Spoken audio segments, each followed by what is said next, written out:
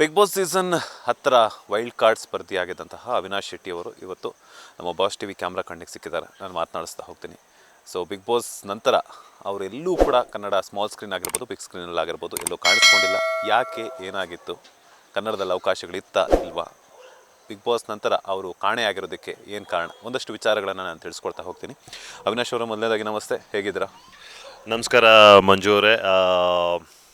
Boss T ವಿಯ ಎಲ್ಲ ವೀಕ್ಷಕರಿಗೂ ತುಂಬ ಹೃದಯದ ನಮಸ್ಕಾರಗಳು. I think it's a privilege again. ನಾವು ತುಂಬ I think it's been some time ನಾನು ನಿಮ್ಮ ಜೊತೆ ಮಾತಾಡಿ, ಮೀಡಿಯಾ ಜೊತೆ ಆ್ಯಕ್ಚುಲಿ ಒಂದು ಒಳ್ಳೆ ಇಂಟ್ರ್ಯಾಕ್ಷನ್ ಮಾಡಿ, ಸೊ ಖುಷಿ ಆಗ್ತದೆ. ಏನಾಯಿತು, ಏನೆಲ್ಲ ನಡೀತದೆ ಲೈಫಲ್ಲಿ, ಬಿಗ್ ಬಾಸ್ ನಂತರ ಯಾಕೆಲ್ಲೂ ಕಾಣಿಸ್ಕೊಳ್ತಿಲ್ಲ ಅನ್ನುವಂಥ ವಿಚಾರ ಸಾಕಷ್ಟು ಜನ ನಿಮ್ಮ ಅಭಿಮಾನಿಗಳಿಗಾಗಿರ್ಬೋದು ಅಥವಾ ಕನ್ನಡ ಸೀಸನ್ 10 ವೀಕ್ಷಣೆ ಮಾಡಿದಂತಹ ಬಿಗ್ ಬಾಸ್ ವ್ಯೂವರ್ಸಲ್ಲಿ ಒಂದು ಕಾಡ್ತಾ ಇರುವಂಥ ಕ್ವಶನ್. ತುಂಬಾ ವ್ಯಾಲಿಡ್ ಕ್ವಶನ್ ಅಂತಲೇ ಹೇಳ್ಬೋದು.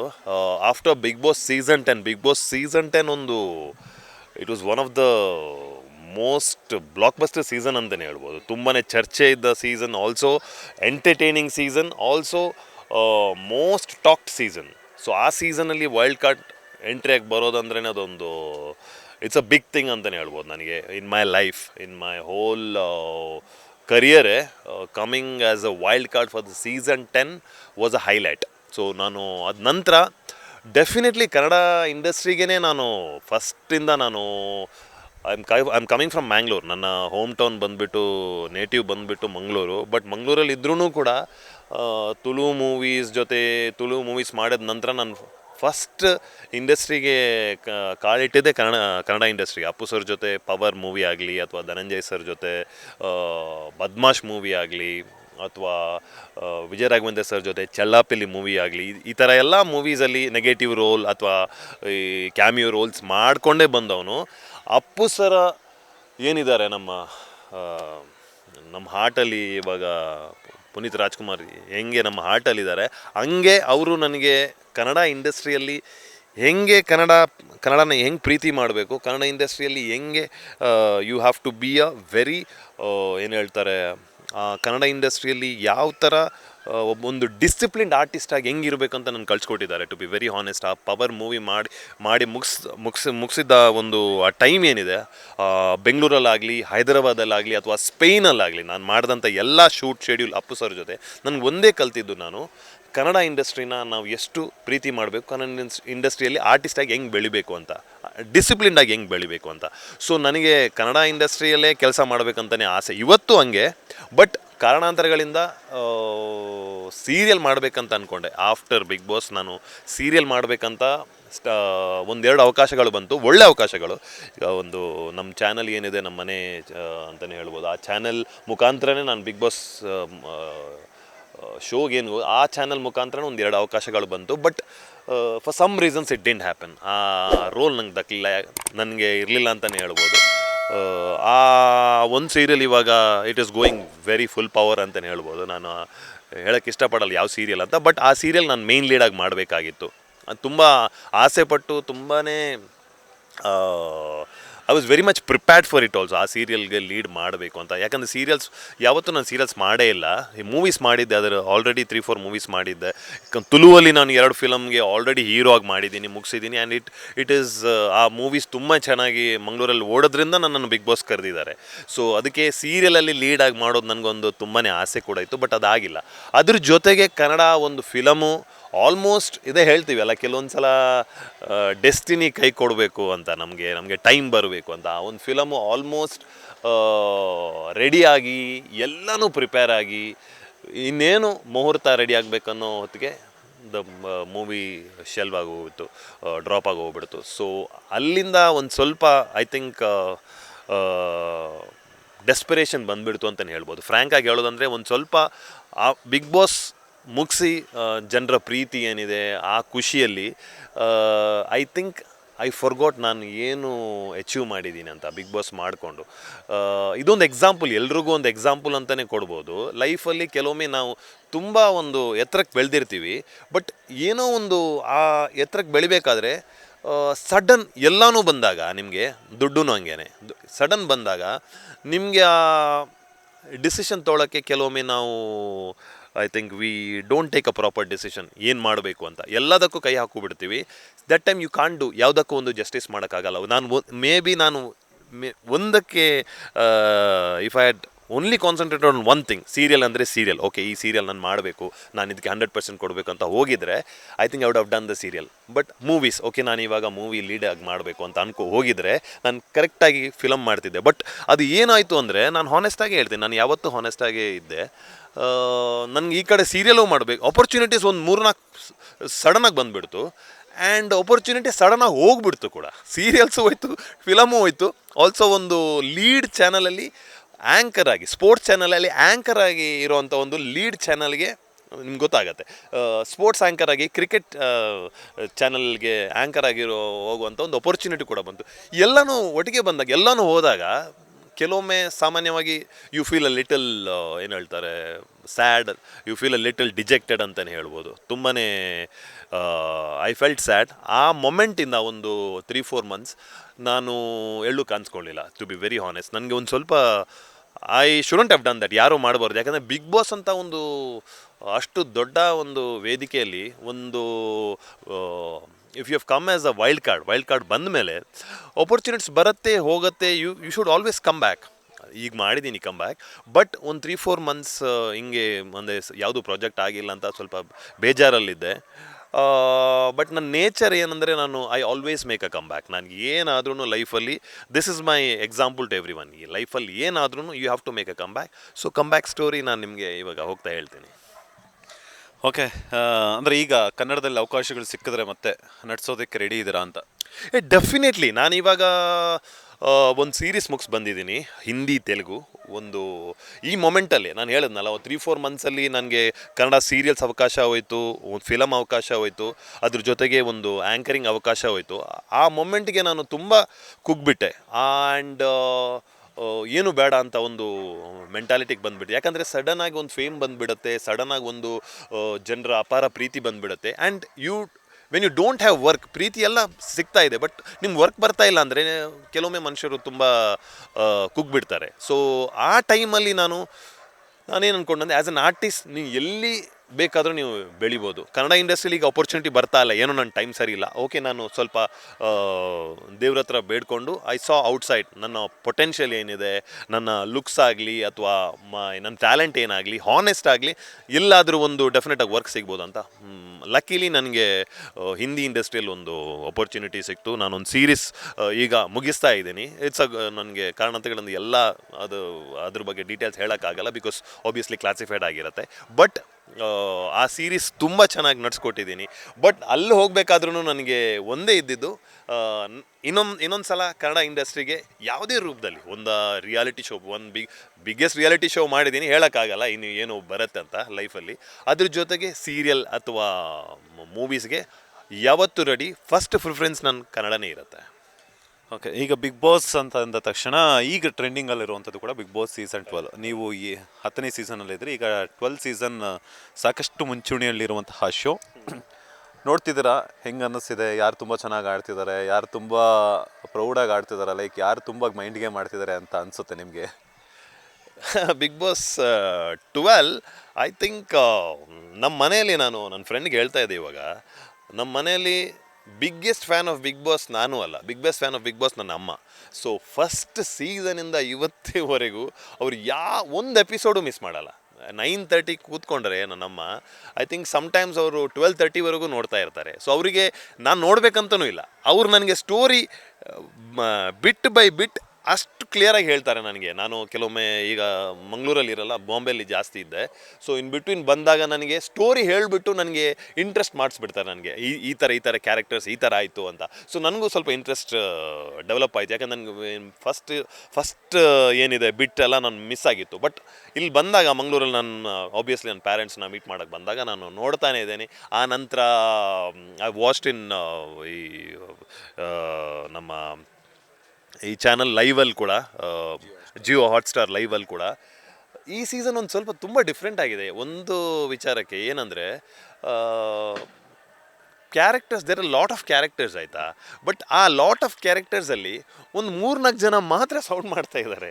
ಬೇರೆ ಕ್ಯಾರೆಕ್ಟರ್ಸ್ ಏನು ಮಾಡ್ತಾ ಇದ್ದಾರೆ, ದೇ ಆರ್ ಪ್ಲೇಯಿಂಗ್ ಸೇಫ್ ಅಂತ ನನಗನ್ನಿಸ್ತು. ಯಾಕಂದರೆ they are playing as contestants ಮಾಡ್ತಾ ಇದ್ದಾರೆ. ಒಂದು 4-5 ನಾವು ಈ ಸೀಸನ್ಗೆ ಬಂದಿದ್ದೀವಿ ಕಂಟೆಸ್ಟೆಂಟ್ಸ್ ಥರ, ವಿ ಹ್ಯಾವ್ ಟು ಪ್ಲೇ ಅಂತ. ಓಕೆ, ಬಟ್ ಒಂದು ಶೋ ಹಿಟ್ ಆಗಬೇಕು ಅಥವಾ ಒಬ್ಬ ಕಂಟೆಸ್ಟೆಂಟು ಜನರಿಗೆ ರೀಚ್ ಆಗಬೇಕಂದ್ರೆ ಅವ್ನ ಕ್ಯಾರೆಕ್ಟರ್ ಆಗಲೇಬೇಕು. So when contestant becomes a particular character, that is when people will recognise. So ಈ ಸೀಸನಲ್ಲಿ ಗಿಲ್ಲಿ ಅಂತ ಕ್ಯಾರೆಕ್ಟರ್ ನನ್ನ ಒಂದು ಅನುಭವ ಪ್ರಕಾರ ಆ್ಯಂಡ್ ಆಲ್ಸೋ ನಾನು ವಾಚ್ ಮಾಡಿದ ಪ್ರಕಾರ very different character. And instantly ಆ ಸ್ಪಾಂಟೇನಿಟಿ ಏನಿದೆಯಲ್ಲ, ರೀಚ್ ಮಾಡೋ ಸ್ಪಾಂಟೇನಿಟಿ, ಯಾವುದೋ ಒಂದು ಯಾರೋ ಬರ್ತಾರೆ ಮುಂದ್ಗಡೆ ಅವರಿಗೆ ಹೇಳೋವಂಥ ಸ್ಪಾಂಟೇನಿಟಿ. ನಾನು ಮೊನ್ನೆ ಹಳೆಯ season 11 season wild card contestants ಮತ್ತು ಎಲ್ಲ ಕಂಟೆಸ್ಟೆಂಟ್ಸ್ ಬಂದಿದ್ದರು, ಮಂಜು ಸರ್ ಅವರೆಲ್ಲ. The way is approaching them ಅಂತ ಕೆಲವೊಂದು ಅತಿರೇಕನ ಅನಿಸತ್ತೆ, but the confidence level to talk to them, ಆ ಒಂದು ಸ್ಪಾಂಟೇನಿಟಿ ಏನಿದೆಯಲ್ಲ, I think Gilli is a very highly rated contestant ಅಂತಲೇ ಹೇಳ್ಬೋದು. And is an expected winner Gilli. ಅದ್ರ ಜೊತೆಗೆ ರಕ್ಷಿತಾ, ನಮ್ಮೂರವಳೆ. ರಕ್ಷಿತನಿಗೆ I think the biggest pluses, ಅವ್ರು ಒಂದ್ಸಲ ಅವರನ್ನು ಹೊರಗಡೆ ಕಳಿಸ್ಬಿಟ್ಟು ಒಳಗಡೆ ಬರಬೇಕಾದದ್ದು ಸಿಂಪೆತಿ, ದ ಜನರಿಂದ ಬಂದಂಥ sympathy amazing. And she is also playing well as a contestant. ಅವರೊಂದು ಕ್ಯಾರೆಕ್ಟರಾಗಿ ಬೆಳೆದು ಬಿಟ್ಟಿದ್ದಾರೆ ಅಲ್ಲಿ. ಸೊ ಅದೇ ಹೇಳಿದ್ನಲ್ಲ, 1-2 ಕ್ಯಾರೆಕ್ಟರ್ಸ್, ಅಶ್ವಿನಿ ಗೌಡ ಅವರು, ಆ್ಯಂಡ್ ಅವ್ರದ್ದಾದಂಥ ಒಂದು ರೀತಿಯಲ್ಲಿ ಒಂದು ಹಾವಭಾವ ಆಗಲಿ ಅಥವಾ ಒಂದು ಕೋಪ ಬರುವಂಥ ಒಂದು and the rudeness and also trying to be very different, ಆ ಒಂದು ಕನ್ನಡದ ಬಗ್ಗೆ ಅಭಿಮಾನ. So she is a character. So ಒಂದು 3-4 ಜನ, ಧ್ರುವ್ ಅಂತ ಮಂಗಳೂರು, ಹಾಫ್ ಮ್ಯಾಂಗ್ಳೂರಿಯನ್ ಅವರು, ಹಾಫ್ ಕೂರ್ಗಿ ಹಾಫ್ ಮ್ಯಾಂಗ್ಳೂರಿಯನ್, ನಂಗೆ ಪರ್ಸ್ನಲಿ ಪರಿಚಯ ಇದೆ.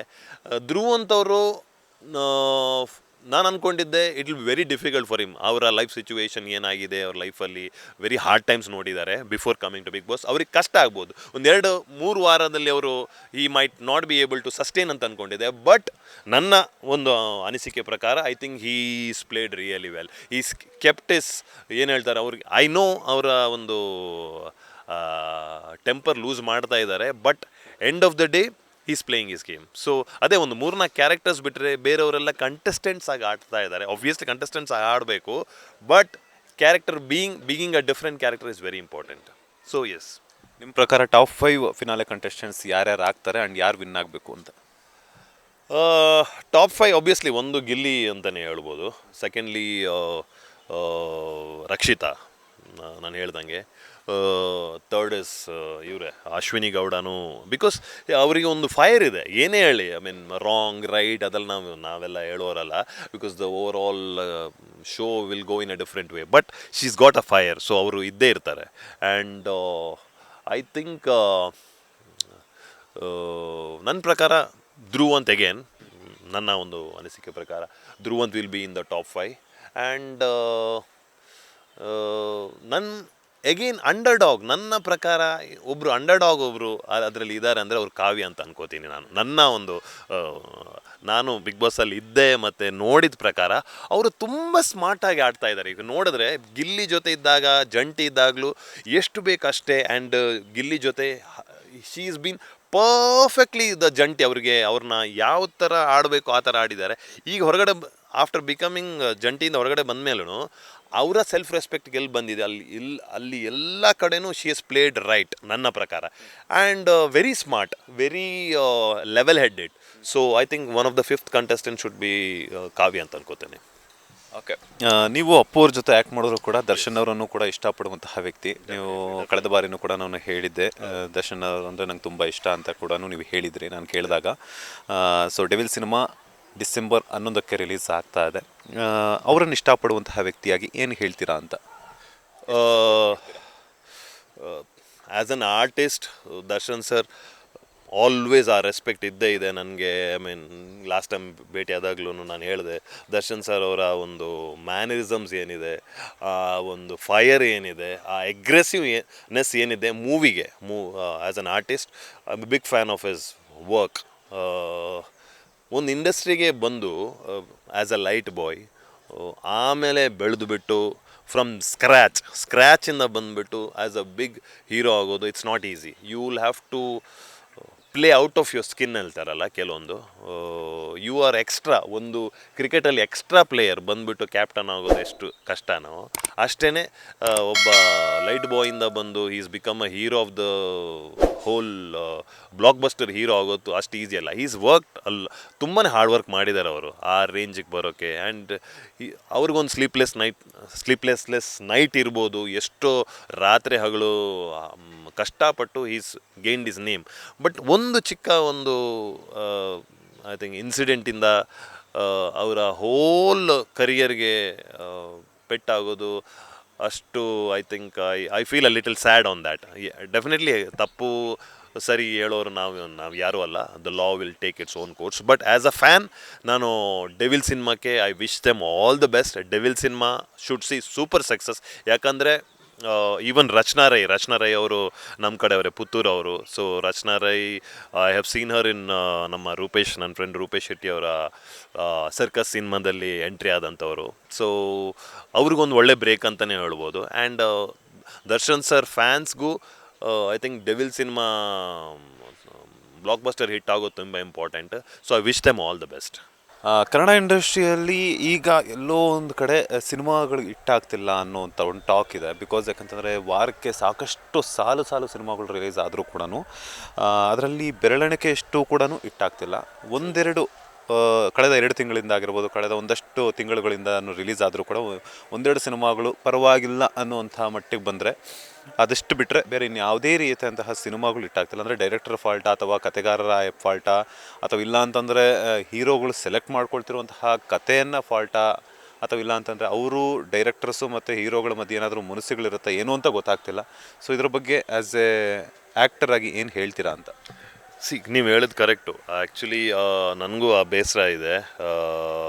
ಕನ್ನಡ ಇಂಡಸ್ಟ್ರಿಯಲ್ಲಿ ಇವಾಗ ನೀವು ಹೇಳ್ದಂಗೆ ತುಂಬಾ ಫಿಲ್ಮ್ಸ್ ಬರ್ತಾ ಇದೆ, ಬಟ್ ಜನರಿಗೆ ರೀಚು ಆಗ್ತಾ ಇಲ್ಲ. ಫಸ್ಟ್ ಆಫ್ ಆಲ್ ಒಂದು ಹಾರ್ಡ್ ರೀಸನ್ ಏನಂದರೆ ಈ OTT ಮತ್ತು ಬೇರೆ ಪ್ಲ್ಯಾಟ್ಫಾರ್ಮ್ಸ್ಗಳು ಆಲ್ಮೋಸ್ಟ್ ಈ ಕೋವಿಡ್ ಬಂದಮೇಲೆ ಎಲ್ಲರೂ ಕೆಲವು ವಿಷಯಗಳು ಪ್ಲಸ್ ಆದರೆ ಕೆಲವು ವಿಷಯಗಳು ಮೈನಸ್ಸು ಆಗುತ್ತೆ. ಸೊ ಈ ವಿಚಾರದಲ್ಲಿ ಜನರೆಲ್ಲ ತುಂಬ ಕಂಫರ್ಟೇಬಲ್ ಆಗಿದ್ದಾರೆ. ಮನೆಯಲ್ಲೇ ಬಿಟ್ಟು ವಿಲ್ ವಾಚ್ ದ ಮೂವೀಸ್ ಮನೆಯಲ್ಲೇ ಕೂತ್ಕೊಂಡು 1-2 ತಿಂಗಳಾದರೆ ಎಲ್ಲ ಬರುತ್ತೆ ಅಂತ.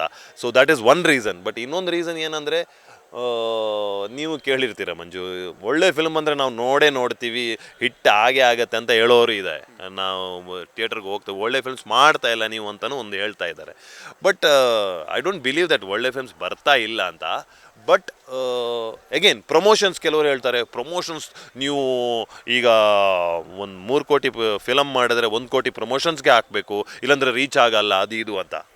ದ್ಯಾಟ್ ಈಸ್ ಆಲ್ಸೋ ಆ ಥರ ಆದರೆ ಒಂದು ಪ್ರೊಡ್ಯೂಸರ್ಗೆ 1 ಕೋಟಿ ಪ್ರಮೋಷನ್ಸ್ಗೆ ಇಡಬೇಕಾದ್ರೆ I think it is very difficult for him to make a movie. End of the day ನನಗೆ ಏನು ಅನ್ಸುತ್ತೆ ಅಂದರೆ, ಒಂದು ಫಿಲಮ್ ಮಾಡಬೇಕಾದ್ರೆ you will have to look into all the aspects. ಏನಂದರೆ ನೀವು ಜನರನ್ನು ಯಾವ ಥರ ಎಂಟರ್ಟೈನ್ ಮಾಡೋಕ್ಕೆ ನೀವು ಏನು ಮಾಡಿದ್ದೀರಾ, ಆ್ಯಸ್ ಅ ಕಾನ್ಸೆಪ್ಟ್ ಏನು ಪ್ಲ್ಯಾನ್ ಮಾಡಿದ್ದೀರಾ. ಆಲ್ಸೋ ಸೆಕೆಂಡ್ಲಿ ಏನಂದರೆ, ಇವಾಗ ಪ್ರೆಸೆಂಟ್ ಟ್ರೆಂಡಲ್ಲಿ OTTಯಲ್ಲಿ ಬರುವಂಥ ಕಂಟೆಂಟ್ಸ್ಗಳು ಏನಿದೆ, ಎಲ್ಲ ಕಂಟೆಂಟ್ಸ್ಗಳು which are the contents which is reaching people and why they are liking. ಯಾಕೆ ಇಷ್ಟಪಡ್ತಾ ಇದ್ದಾರೆ ಕಂಟೆಂಟ್ಸ್, ಅದು ಹಿಂದಿ ಆಗಲಿ, ಕನ್ನಡ ಆಗಲಿ, ತೆಲುಗು ಆಗಲಿ, ತಮಿಳ್ ಆಗಲಿ, ಯಾವ ಕಂಟೆಂಟ್ಸ್ನ ಇಷ್ಟಪಡ್ತಾ ಇದ್ದಾರೆ. ಆ್ಯಂಡ್ ತುಂಬ ರಿಲೀಜಿಯಸ್ ಆಗಿ ನೋಡ್ತಾ ಇದ್ದಾರೆ ಕೆಲವು ಕಂಟೆಂಟ್ಸನ್ನು. ಯಾವುದೇ ಆಗಲಿ, ಸೀರೀಸ್ ಆಗಲಿ ಅಥವಾ ಫಿಲಮ್ಸ್ ಆಗಲಿ OTTಯಲ್ಲಿ ಬರುವಂಥದ್ದು ನಾನು ಹೇಳ್ತಾ ಇದ್ದೀನಿ. So if that is the case, ಅದನ್ನ ಸ್ಟಡಿ ಮಾಡಿ ಅಲ್ವಾ. ಆ್ಯಸ್ ಅ ಡೈರೆಕ್ಟರ್ಸ್, ನಾವು as actors we are ready to give 100%. ಅದು ನಿಮಗೆ ಆ್ಯಸ್ ಅ ಆ್ಯಕ್ಟರ್ ನಾನು ಹೇಳ್ತಾ ಇದ್ದೀನಿ, ನನಗೆ I would want to play. ಈಗ ಒಂದು ಕ್ಯಾರೆಕ್ಟರ್ಸ್, ನಮ್ಮ ಎಕ್ಸಾಂಪಲ್ ನಾನು ಹೇಳ್ತಾ ಇದ್ದೀನಿ, ಒಂದು ತಮಿಳ್ ಫಿಲಮ್ದು ಒಂದು ಓಲ್ಡ್ ಎಕ್ಸಾಂಪಲ್ ತಗೋತಾ ಇದ್ದೀನಿ ನಾನು. ನಮ್ಮ ವಿಕ್ರಮ್ ಸರ್ದು ಸೇತು ಫಿಲಮ್ ಅಂತ ಅನ್ಕೊಳ್ಳೋಣ. ಸೊ ಯಾಕೆ ಸೇತು ಫಿಲಮ್ ಅಷ್ಟೊಂದು ಅವರು ತುಂಬ ಸ್ಟ್ರಗಲ್ ಮಾಡಿದ್ದಾರೆ. ಸೇತು ಅವರಿಗೆ ಲೈಫ್ ಕೊಟ್ಟಂಥ ಫಿಲಮ್. ಸೇತು ಅಂತ ಫಿಲಮ್ ತುಂಬ ಜನರಿಗೆ ಲೈಫ್ ಕೊಟ್ಟಿದೆ. ಸುದೀಪ್ ಸರ್ಗೂ ಕೊಟ್ಟಂಥ ಲೈಫ್ ಕೊಟ್ಟಂಥ ಫಿಲಮು. ಆ ಕಡೆ ನೋಡಿದ್ರೆ if U C Salman Khan ಅವ್ರಿಗೂ ತೇರೆ ನಾಮಿಂದ ಲೈಫ್ ಕೊಟ್ಟಂಥ ಫಿಲಮ್. ವೈ ಆ ಟೈಮಲ್ಲಿ ಸಲ್ಮಾನ್ ಖಾನ್ ಸ್ಟ್ರಗಲ್ ಮಾಡ್ತಾಯಿದ್ರು, ಸಲ್ಮಾನ್ ಖಾನ್ ಸರ್ ಸ್ಟ್ರಗಲ್ ಮಾಡ್ತಾಯಿದ್ರು. ಐ ಹ್ಯಾವ್ ಟೇಕನ್ ದ ಇದ್ದಿತ್ತು. ಸುದೀಪ್ ಸರ್ಗೆ ಡೆಫಿನೆಟ್ಲಿ ಇಟ್ಸ್ ಆ ಇಂಡಸ್ಟ್ರಿಗೆ ವಾವ್ ಅಂತ ಹೇಳಿದಂಥ ಫಿಲಮು. ಇವ್ರಿಗೆ ನಾಕ್ಔಟ್ ಅದು ಯಾವುದು ನಮ್ಮ ವಿಕ್ರಮ್ ಸರ್ಗೆ. If that film didn't work you should have left the industry. ನಾನು ಅವ್ರ ಇಂಟರ್ವ್ಯೂಲ್ಲಿ ಕೇಳಿದ್ದೀನಿ. ಸೊ ವೈ ವರ್ಕ್ಡ್ ಅಂದರೆ it is something very different, out of the box. ನಮಗೆ ಒಂದು ಕ್ಯಾರೆಕ್ಟರ್ನ ಇನ್ನೊಂದು ಕ್ಯಾರೆಕ್ಟರ್ ಬಂದು ಇಮೋಷನ್ಸ್ ಆಗಲಿ, ಆ ಒಂದು ಫ್ಲೋ ಆಗಲಿ ಜನರಿಗೆ ತುಂಬ ರೀಚ್ ಆಗಿದೆ ಆ ಟೈಮಲ್ಲಿ. ಈ ಟೈಮಲ್ಲಿ ಕೂಡ OTT ಕಂಟೆಂಟ್ ನೋಡಿದಾಗ, if you study the OTT content, ಜನರಿಗೆ ಒಂದೇ ಲೈನಲ್ಲಿ ಹೋಗುವಂಥ ಫಿಲಮ್ಸ್ ಅಥವಾ ಫ್ಲ್ಯಾಟಾಗಿ ಹೋಗುವಂಥ ಫಿಲಮ್ಸ್, ನೀವು ಏನೇ ಹೇಳಿ, ಅದು ಮಾಸ್ ಆಗಲಿ ಅಥವಾ ಮಿಸ್ಟ್ರಿ ಆಗಲಿ, ಒಂದೇ ಫಾರ್ಮ್ಯಾಟಲ್ಲಿ ಹೋಗುವಂಥ films they will not like it because they seeing it. ತುಂಬ ನೋಡ್ತಾ ಇದ್ದಾರೆ. So I am as an actor I am ready to give my 1000%. ನೀವು ಒಂದು ನನ್ನಿಂದ 5 ಕ್ಯಾರೆಕ್ಟರ್ಸ್ ಮಾಡಬೇಕಂತ ಎಕ್ಸ್ಪೆಕ್ಟ್ ಮಾಡ್ತೀರಾ ಈ ಫಿಲಮಲ್ಲಿ? 5 ಶೇಡ್ಸ್ ಮಾಡಬೇಕಾ? 5 ಫಿಸಿಕ್ ಡಿಫ್ರೆಂಟ್ ಮಾಡಬೇಕಾ? From my school days to college days to matured guy ಮಾಡಬೇಕಾ? I am ready to do that. So ಈ ಥರ ಫಾರ್ಮ್ಯಾಟ್ ನೀವು ಮಾಡಿದ್ರೆ I think people will be, ಅದನ್ನ ಒಂದು ಫಿಲಮಲ್ಲಿ ಅಥವಾ ಅದೊಂದು ಸೀರೀಸಲ್ಲಿ ಮಾಡಿದ್ರೆ I think people will wait and watch and will appreciate it. So industry ಸ್ವಲ್ಪ ಐ ಥಿಂಕ್ ಇವಾಲ್ವ್ ಆಗಬೇಕು on that line. And also ಜನರ ಒಂದು ಪ್ರೀತಿನೂ ಜನರು ಸ್ವಲ್ಪ ಅನ್ಕೋಬೇಕು. ಯಾಕಂದರೆ OTT ಬಿಟ್ಟು ಒಂದು ಫಿಲಮ್ ರಿಲೀಸ್ ಮಾಡೋದು ಕಷ್ಟ. So they love to support. ಒಂದು ಥಿಯೇಟರ್ಗೆ ಬಂದು ನೋಡಿದರೆ ಐ ಥಿಂಕ್ ನಮ್ಮ ಕನ್ನಡ ಇಂಡಸ್ಟ್ರಿಗೆ ಹೆಲ್ಪ್ ಆಗ್ಬೋದು. ಯಾ, ನೀವೇ ಥ್ಯಾಂಕ್ ಯು ಸೋ ಮಚ್. ಸಾಕಷ್ಟು ವಿಚಾರಗಳನ್ನ ತಿಳಿಸ್ಕೊಟ್ರಿ. ನಿಮ್ಮ ಲೈಫಲ್ಲಿ ಏನೆಲ್ಲ ನಡೆದಿತ್ತಾ ಇದೆ, ನಡೀದಿದ್ದು, ನಡಿಬೇಕಾಗಿರುವಂಥದ್ದು ಎಲ್ಲವನ್ನು ತಿಳಿಸ್ಕೊಟ್ರಿ. ಒಳ್ಳೆಯದಾಗಲಿ. All the best. Thank you so much Manju bro. Always is been like friend ಅಂತ ಹೇಳ್ಬೋದು, ಬ್ರದರ್ ಅಂತಲೇ ಹೇಳ್ಬೋದು. Always support you from the time Bigg Boss ಆಗಿದ್ರಿಂದ ಫ್ರೆಂಡ್ಸ್ ಆಗಿದ್ದೀವಿ. ಆ್ಯಂಡ್ ಆಲ್ಸೋ ಬಾಸ್ TV, ನೀವು ಯಾವ ಥರ you guys are doing a good job. ತುಂಬ ಒಳ್ಳೆ ಕಂಟೆಂಟು, ರಿಯಲಿಸ್ಟಿಕ್ ಕಂಟೆಂಟ್ನ ರೀಚ್ ಮಾಡ್ತಾ ಇದ್ದೀರಾ. So thank you so much and all the best. Thank you. ಇದಾಗಿತ್ತು ನಟ ಅವಿನಾಶ್ ಶೆಟ್ಟಿ ಅವರ ಮಾತು. ಕ್ಯಾಮ್ರಾ ಪರ್ಸನ್ ರಾಘವೇಂದ್ರ ಸ್ವಾಮಿ ಜೊತೆ ಮಂಜುನಾಥ್ ಶ್ರೀನಿವಾಸ್, ಬಾಸ್ TV ಕನ್ನಡ, ಬೆಂಗಳೂರು.